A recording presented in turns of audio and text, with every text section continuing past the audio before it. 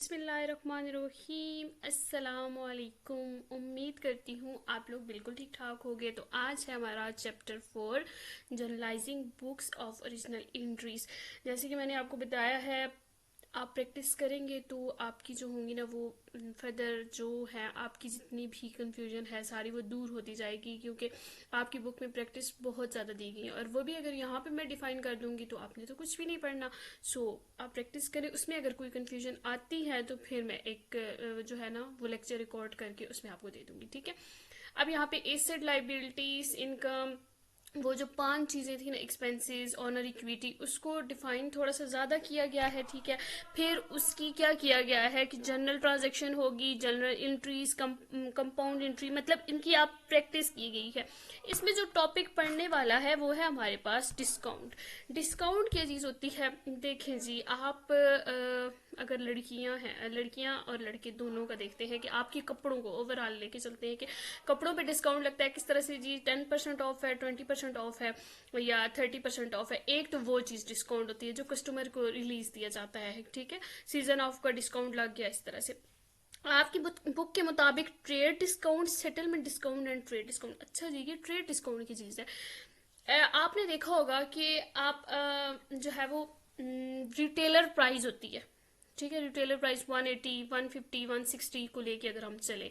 Trade discount की चीज़ होती है कि जब कोई उनका रीसेलर सेलर से यानी कि मतलब जो ऑनर होता है जिसने बुल्क परचेज किए होते हैं, अब ये डिपेंड करता है कि डिस्काउंट आपका किस लेवल का होगा। अब जब रीसेलर उठाता है तो वो एक पीस तो कभी भी नहीं उठाता, ठीक है। कस्टमर और रीसेलर में क्या फर्क होता है, रीसेलर ज्यादा की मिकदार में उठाता है, फिर एक सेलर होता है, फिर उसके बाद रीसेलर आता है, ठीक है, फिर उसके बाद कस्टमर आ जाता है, फिर उसके बाद ऐसे वो चलते चलते 5-6 जैसे जैसे वो बढ़ती जाती है चीज की जो पैसे होते हैं, जो कीमत होती है वो थोड़ी ज़्यादा होती जाती है। लेकिन बेसिकली जो रिटेलर प्राइस होता है, मतलब आप रीसेलर ने 6 पीस उठाए, उधर रिटेलर प्राइस थी 180, उसको 140 के हिसाब से 6 पीस दिए गए। ये हो गया जी ट्रेड डिस्काउंट। सेटलमेंट डिस्काउंट क्या चीज़ होती है, आपने 10 पीस उठाए, 12 उठाए, 100 उठाए, आपने फौरन से नगद अदायगी कर दी। मतलब आपका टोटल बिल बना ₹1,00,000, उसने कहा जी आप मुझे 95,000 दे दें, आपने मुझे फौरन ये पैसे दे दिए, मतलब चीज़ ली और पैसे दे दिए, आपको 5% डिस्काउंट मिला है, ठीक है, आपका 5,000 कम हो गया। ये होता है सेटलमेंट डिस्काउंट और ट्रेड डिस्काउंट। उम्मीद करती हूँ आप फर्क बिल्कुल क्लियर हो गया होगा।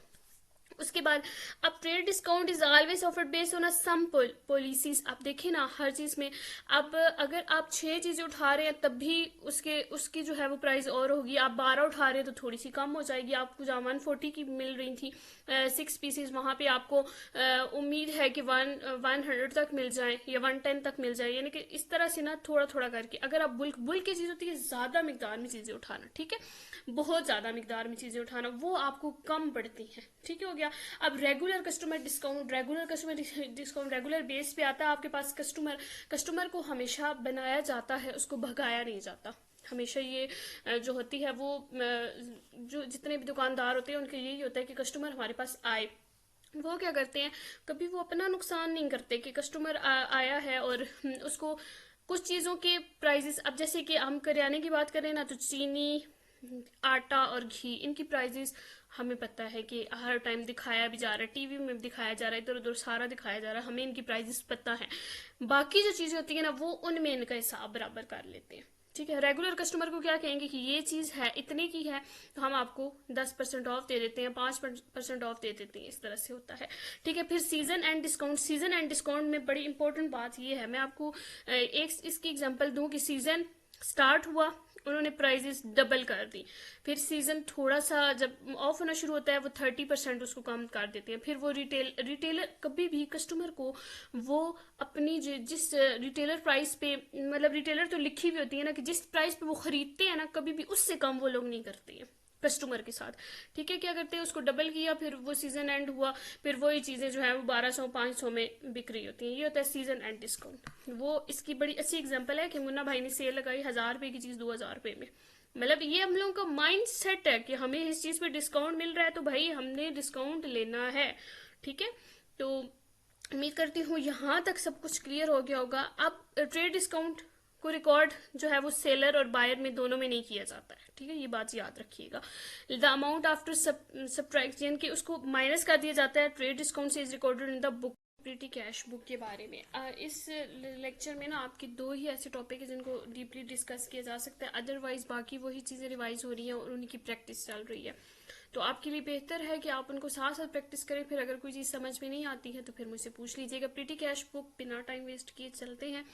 ट्रांजैक्शन, अच्छा प्रीटी कैश का हमने पीछे पढ़ा था कि ये छोटी छोटी ट्रांजैक्शन होती है। अब छोटी छोटी ट्रांजैक्शन में आपने फोटो कॉपी करवाना है, आपने इंटरटेनमेंट के लिए कहीं जाना है, तो वो जो आपको मिलती है मतलब 100 रुपीज़ की, यूँ समझ ले कि इतनी छोटी ट्रांजैक्शन है कि 100 to 1000 के राउंड अबाउट, 1200 1500 के राउंड अबाउट, यानी कि छोटी छोटी अमाउंट है। आपने लोकल ट्रैवलिंग करनी है या आपने छोटी छोटी चीज़ें खरीदनी है, ठीक है, ये तो हो गया प्रीटी कैश है। मेन कैश और प्रीटी कैश, मेन कैश क्या, आपके पास बराबर की एक पूरी रकम थी, आपके पास 1000 रुपया था, उसमें से आपने छोटे छोटे छोटे छोटे एक्सपेंसेस के वो 1000 रुपया मैंने किधर किधर किधर, 100 रुपया मैंने किधर किया, 200 किधर किया, 50 रुपया मैंने किधर किया, 10 रुपये मैंने इवन के किधर किए, ठीक है, ये सारी चीज़ें आपकी मेन कैश। एक आपकी मेन कैश है जो आपके पास रकम मौजूद थी, 1000 रुपया था, वो 2000 था, वो 3000 था, समथिंग जो भी था, उसमें से आपने प्रीटी कैश किया, यानी कि छोटी छोटी अमाउंट आपने उसको दिया, ठीक है। अब ना प्रीटी के वो लिए कुछ चीज़ें ली, कहीं 100 रुपये की ली, कहीं 200 की, कहीं 10 रुपये की, मतलब आपने छोटी छोटी वो ट्रांजेक्शन की, ठीक हो गया। अब देयर आर टू सिस्टम। अब यहाँ पर ना main cash to pretty cash, main cash से प्रीटी कैश में आप, प्रीटी कैश क्या चीज़ थी कि छोटी छोटी अमाउंट है। अब इम्प्रेस्ड सिस्टम, अब ये इम्प्रेस्ड सिस्टम क्या चीज़ है।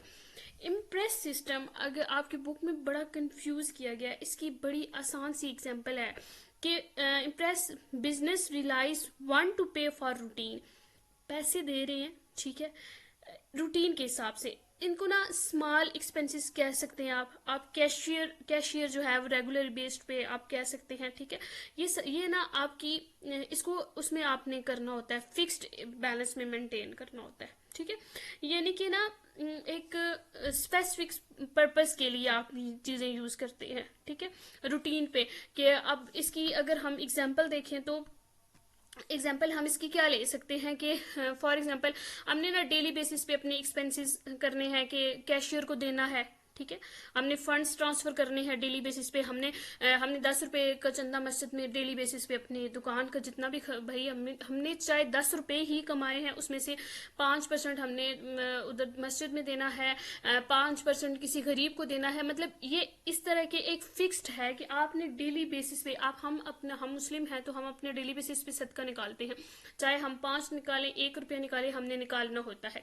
ये चीज़ होती है इम्प्रेस्ड बेस सिस्टम, यानी कि एक आपकी जो है ना वो क्या कह सकते हैं आप इसको कि तयशुदा रकम है एक, जो आपने डेली बेसिस पे निकालनी है, ठीक है। उसमें फंड्स भी आ सकते हैं, उसमें कैश बुक भी आ सकती है कि आपने अपने कैशियर को डेली बेसिस पे जो है वो आपने उससे एक दफ़े माल ले लिया था, तो आपने उससे ये आपकी कमिटमेंट होगी थी कि भाई मैं डेली बेसिस पे तुम्हें 1000 रुपये दूंगा, 2000 दूंगा, 3000 दूंगा, ये इम्प्रेस सिस्टम होता है। उम्मीद करती हूँ स्टूडेंट्स आपको यहाँ तक लेक्चर बहुत अच्छे से समझ में आ गया होगा। अगर इसमें कोई भी कन्फ्यूजन हो तो कमेंट्स बॉक्स में आप मुझसे रब्ता कर सकते हैं, अदरवाइज विजुअल लेक्चर मेरी इंस्टाग्राम आईडी है, आप वहाँ पे भी मुझे फॉलो भी कर सकते हैं और रब्ता भी कर सकते हैं। अपना बहुत सारा ख्याल रखिएगा और अगर कोई चीज़ समझ में ना आई तो ज़रूर पूछिएगा, अपनी फीडबैक से ज़रूर आगाह कीजिएगा। अल्लाह हाफिज़। जाते जाते लाइक शेयर थम्स अप करना ना भूलिएगा। अल्लाह हाफिज़।